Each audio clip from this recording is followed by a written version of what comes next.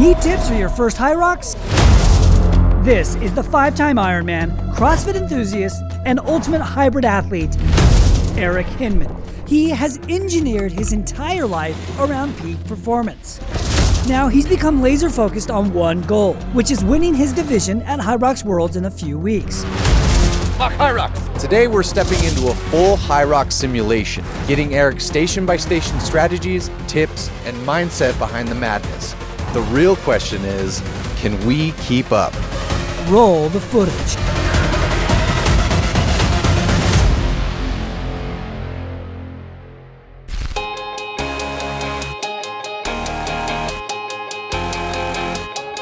What are we doing here today? Hyrox, doubles, sim. So we do this every Saturday and have for the last 6 weeks now. You're running together with your partner and then splitting the work on the stations.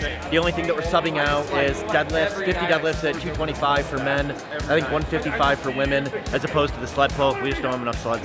Who's on your team?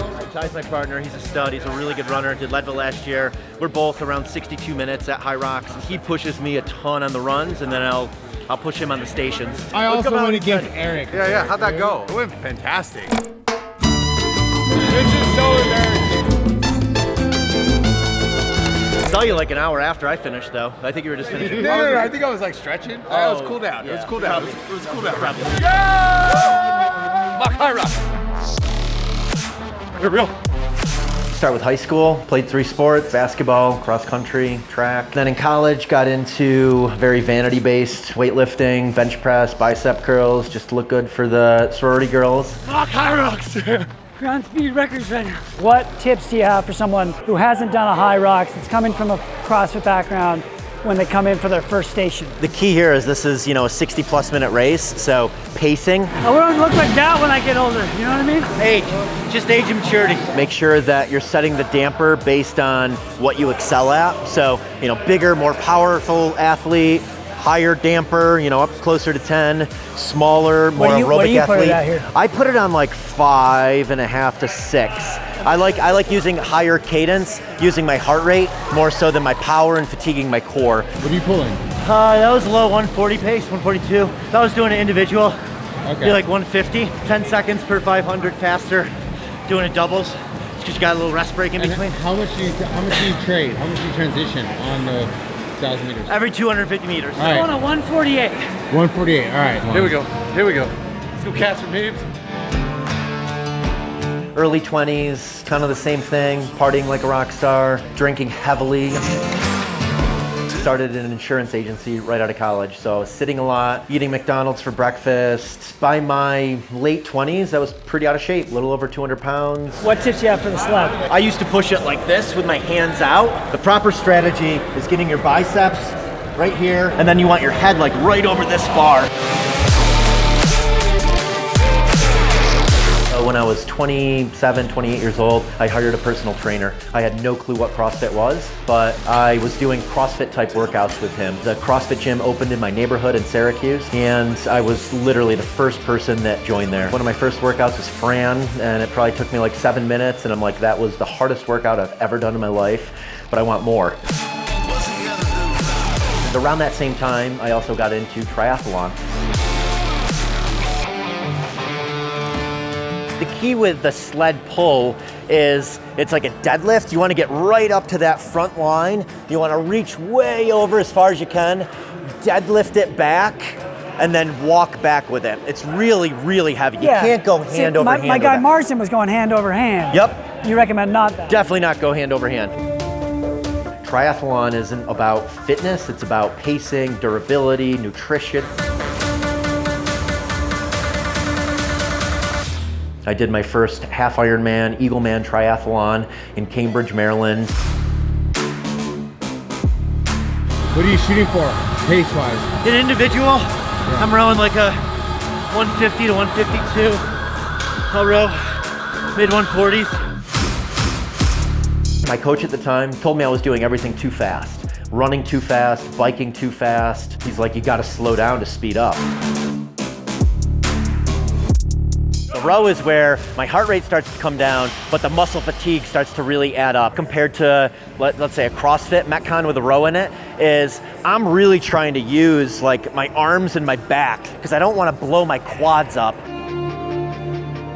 Not great row form, but that works for me in Hyrox, so I don't blow up my quads. Yeah, you want to save your quads. So I was running most of my runs at like a 6:45 to 7 minute per mile pace, but my heart rate was like 160. At that time, my max heart rate was around 177.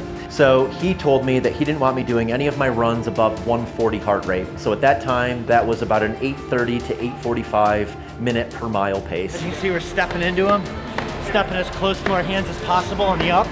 And then when landing, I like to land really low so I can go right back down into it. Finally listened to him, slowed it down to that, and that allowed me to build my volume. So I was able to do 8-mile runs, 10-mile runs, 20-mile runs. And the science behind it is, A, you're building muscle endurance, and then just oxygen efficiency. Training in that heart rate zone, you develop this incredible oxygen efficiency. Went from an 8:30, 8:45 pace to a 6:30 per mile pace at a 129 heart rate in 2014 when I was competing in Kona.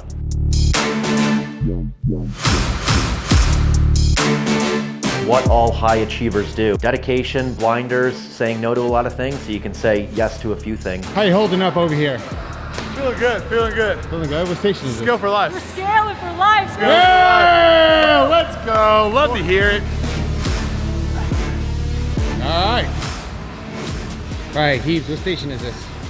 You're on a burpees now, Okay. which just makes you dizzy. Because you've been upright the whole time. And now you're trying to breathe heavy while you're basically laying down. This drives people's heart rates up, even CrossFit athletes. I typically jump back with both of my feet, but you can definitely step back to save your heart rate. And then I'm jumping and I'm landing really low so I can go right back into my next one. So think of it like a bar facing burpee where you're just staying really, really low. So Ironman, my last one was Kona 2014, had a great race, went sub 10 hours. So 2015, 16, they were really identity crisis years. You know, had this recognition as an elite Ironman triathlete, but I had lost my passion and purpose for the sport.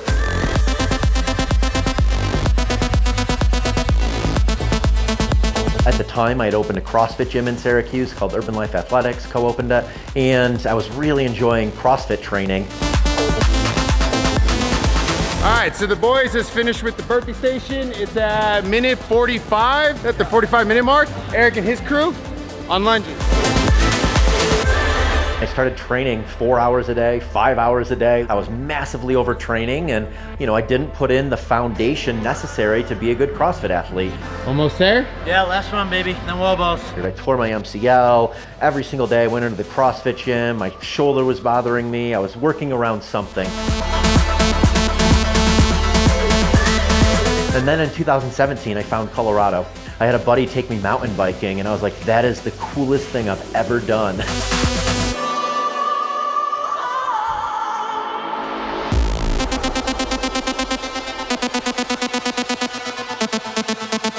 Farmer's carry I'm doing unbroken. I mean, the big thing with that is just chalking up, get a good grip, and then try to go as fast as possible, because that's just a time under tension thing. I'll swing them a little bit to get some momentum. That sometimes carries me some. 2017-18, I slowly started spending more time in Colorado than in Syracuse. Like, I wasn't thriving anymore in Syracuse, and I was thriving here in Colorado. This is the proper posture post Hyrox sim, for anybody wondering. Sold my place in Syracuse, sold my business interests in Syracuse, and then just moved my life out here. Woo! 53.50. That's good. I think that's faster than we've done it before. I love training for CrossFit and then competing in Hyrox. It's kind of my jam right now. Yeah. So I'm still doing a lot of the CrossFit training. I've just ramped my running up quite a bit more prior to doing Hyroxes. I wasn't running really at all with the CrossFit training and now running 25-ish miles a week. CrossFit is a lot shorter, higher heart rate workouts where Hyrox is longer and my heart rate's a little bit lower. Like a CrossFit Metcon, I'd be like 163. My max heart rate's like 166. And then these Hyrox workouts, you know, I'm pushing for an hour at like 150 heart rate. So that's the difference in the aerobic side of each. Hour to 2 hour workouts No barbell, no gymnastics. Medium intensity, zone 2.9. That was my GPA in the beginning of high school, baby. Overachiever, huh? Overachiever. Sandbag lunge, again, I'm trying to go pretty fast because it's another one where it's just time under tension. Towards the end, I'll start kind of dragging my foot or taking that, pause step, but in the beginning, I'm not doing any pausing. I'm going right through it. Kind of ebbing and flowing between CrossFit and Hyrox training right now. CrossFit has become complex. I'm fortunate that I started CrossFit 15 years ago, and I've been able to layer on all of the different skills, handstand walks and legless rope climbs and insane amounts of weight that people are to throw up. Where Hyrox, there's not nearly as much skill associated with it, and it's a great way to test your fitness. I went to register for the CrossFit Open this year. I thought I was gonna be in the 45 to 49 age group. My birthday is August 2nd, and when I registered, it put me in the 40 to 44, and I'm like, do I have my birthday wrong on there? The CrossFit rulebook is July 15th, so I miss aging up by 17 days.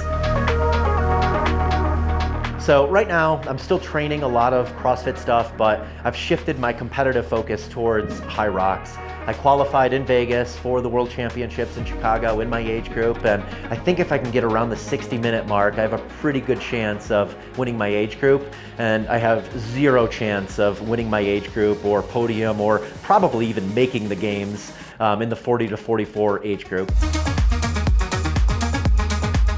Yeah, 100 wall balls at the end. I haven't done that unbroken yet. I typically will do 50, and then I'll try and hang on to as big of sets as possible. So that generally looks like 50, 20, 15, 15. All right, the bullets are coming close to finishing up. It's an hour 11. It's a good time. As a CrossFit athlete, we do a ton of wall balls, a ton of squatting, so that's an area where you can definitely make up a lot of time. Let's go, last 10! Training for both, like you can do well in both, but to be elite at either, you really gotta focus on one or the other. So this year, I'm really focusing more on running, putting all of my chips in the Hyrox bucket, and then, next year I'll see if I wanna, lean more back into CrossFit. Woo! Yeah, that's it. 1 hour, 13 and a half minutes. That's solid, bro. I mean, it's a lot different than doing it with Lauren Weeks or Dylan, Yeah, but for me, that's a 4 or 5 minute PR. hell yeah. So with heavier weight. We were slow, but I'm actually really happy with it. That's really good. R13 is good. Yeah, it's a good time. It's a decent time Yeah. for not having done anything in the last few weeks and heavy sled. How'd that feel doing it without Dylan, huh? I mean, I wasn't getting pulled along on the runs like we did when we were in Vegas. So I was running at my pace, which felt a lot more comfortable. It was just as hard though. Yeah. Like those deadlifts instead of the sled pulls. Yeah. Oh, 25 at 225. That like zapped my soul. It's so hard to go from a like really heavy sled push to a really like a heavy weightlifting. Yeah. Because it just like zaps your central nervous system. Yeah. Heaver, hold this real quick. Oh, there you go. Just a tall fish out of water. Just a tall. Oh shit. Yeah, I can block that. I can block that. Oh, get my necklace. And his Burks is going Burked up. Oh, that's embarrassing. It's not even close, That's dude. embarrassing. The last tip we would get from Eric wouldn't be about Hyrox, but about lifestyle. Eric has surrounded himself with an incredible community that we got to experience both at the gym and at his home. I really am a big believer in combining community with fitness. So I like working out with others. Big green egg, baby.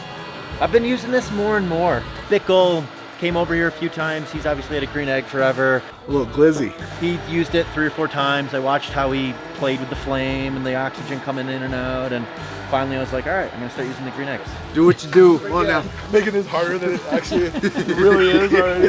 Ultimately, it's just very lifestyle based. I want everything to blend into just perfect days. That's what I'm most interested in now. We write in a gratitude jar most nights, and then we have our friends write in a gratitude jar. And most importantly, we read those at the end of the year, and it's just a reminder of what's important in life. And I like building my day around those things that are important to me. And I found purpose in that through social media and others you know, wanting to emulate a similar life, like just living their life around wellness-based protocols, building their business around their passions, doing contrast therapy, meeting people through wellness-based activities. So I've been able to blend life, business, friendships, relationships, all of that in with, you know, my passion for wellness.